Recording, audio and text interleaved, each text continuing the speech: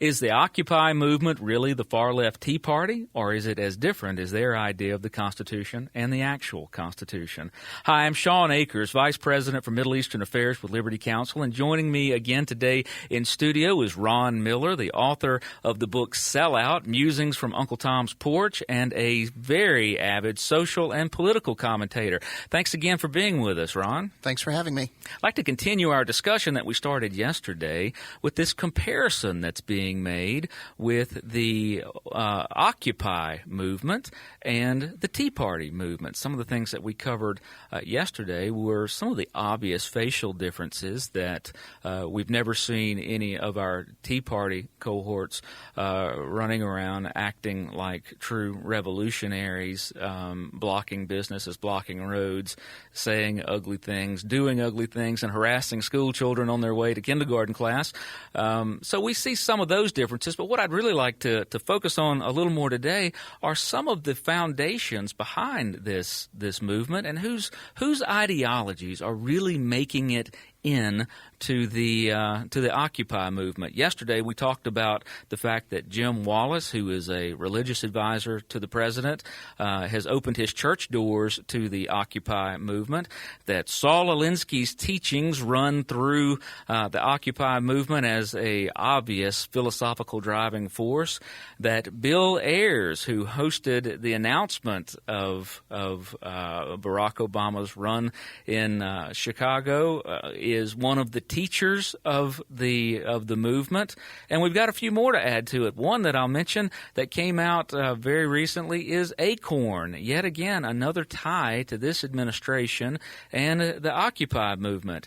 And interestingly, ACORN has been discredited on so many accounts. It's had quite a bit of trouble in the media itself through sting operations and other that show it for a very political organization, a very one-sided political organization, and really a wing of an administration more than just an independent organization. But there are some other ties that are real interesting. Ron, you were kind enough to tell me about a list that you found of supporters and adherents to the Occupy movement. If you're known by the company you keep, then I think everybody ought to know the kind of people that are out there embracing this movement. We start with some of those luminaries like Hugo Chavez, the dictator in Venezuela, our friend Louis Farrakhan with the Nation of Islam. You have organizations like the Communist Party USA, the Socialist Party USA. You have outside countries like the government of North Korea, which has stated its support, the supreme leader of Iran, the international Bolshevik tendency. Of course, our friends Anonymous, who seem to be big on disruption in cyberspace, the International Socialist Organization, the Marxist Student Union, and the list goes on. And I think that when you look at the kinds of people that see some form of camaraderie with this movement, and some of the people that we know closer to home, like Van Jones and others, you have to ask yourself, well, what exactly is their intent, and is it an intent that is good for America as we understand America to be? I think the answer is clearly no. You know, Ron, this is something that some of us saw coming a long time ago. We're looking this morning at a blog called Wake Up America, and an article there by Susan Duclos that gives a list of supporters of the Occupy movement. I wrote an article back during the presidential campaign of Barack Obama called Obama's Henchmen, The Rise of Commufascism, because I saw elements, even in the campaign, of both communism and fascism melded into this monstrosity of an anti-American movement. I find it funny that in the list that we're looking at this morning, the very first two organizations that are mentioned are the Communist Party USA and the American Nazi Party. Both of those, the Communist Party USA and the American Nazi Party, have gotten behind the Occupy movement. Now, you have to ask yourself, Why? Well, and part of the explanation is this, Ron, that we won't get into the academic distinctions between Nazism, between fascism and communism, but the results, the on-the-ground results, are always very, very similar. It's using brute force and power over the liberty of self-governance. Now, it's striking that the list that we've gone with, let me concentrate on a couple of others too. One of the biggest funders of that same race when I wrote that article of Barack Obama's candidacy was George Soros. And George Soros pops up over and over and over again through a variety of different methods supporting this Occupy movement. One of those was rather striking. Roger Hickey, with the Campaign for America's Future organization, a Soros-funded organization, has literally used that website, his own website, that organization's website, to invite people out to the organized movement, so to the Occupy movement. So what you see here, Ron, is literally the face of a far left movement. Now, I don't know about you. I think it's very, very far displaced from 99% of common sense American people.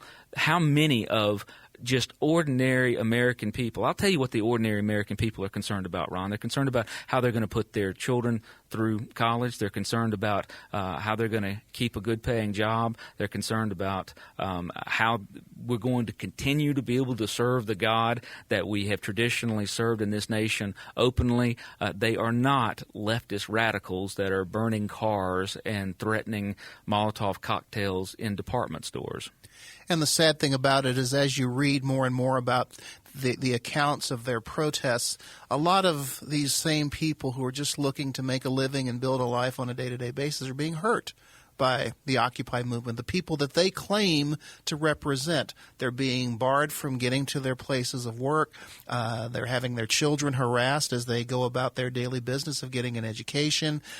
They're blocking traffic. And I know that when I lived in Washington, D.C., if a protest movement was keeping me from getting to my job or to my home, I wasn't going to be kindly disposed to that movement, no matter how much I might have sympathized with their initial aims. And in this case, it was quite clear from the very beginning. As I said, if you looked at the people who got behind this thing, you almost knew where it was going to go. So for some of us, this isn't a surprise. You know, and it's not inconsistent either. If you think about it, the Occupy movement on a social and American level does almost exactly the same thing that its supporters would do with the American government, except it would be more along the lines of the American government should occupy your wallet and should occupy your workplace and should occupy your church and should occupy your religion and should occupy every facet of the lives of its citizens. If you think about it, what we're really talking about here is a group that says that we evidently cannot get our ideas, we can't, through force of logic and reason, have our ideas accepted. So what we're going to do is brutalize you into accepting them. And it's simply not working. You know, it's interesting that when you look at the Tea Party movement, they assembled and petitioned as their First Amendment rights allow them to do, and then they went home peaceably, and they began to put together organizations that would work within the process to achieve the goals that they wanted. They worked neighborhoods, they had precinct captains to help run elections, and they did the things that Americans do when they want to affect change. Even right now, you don't see the Tea Party movement out there protesting. They're working. They're working within the system. They're using the tools that our Constitution and our laws have given us to effect change.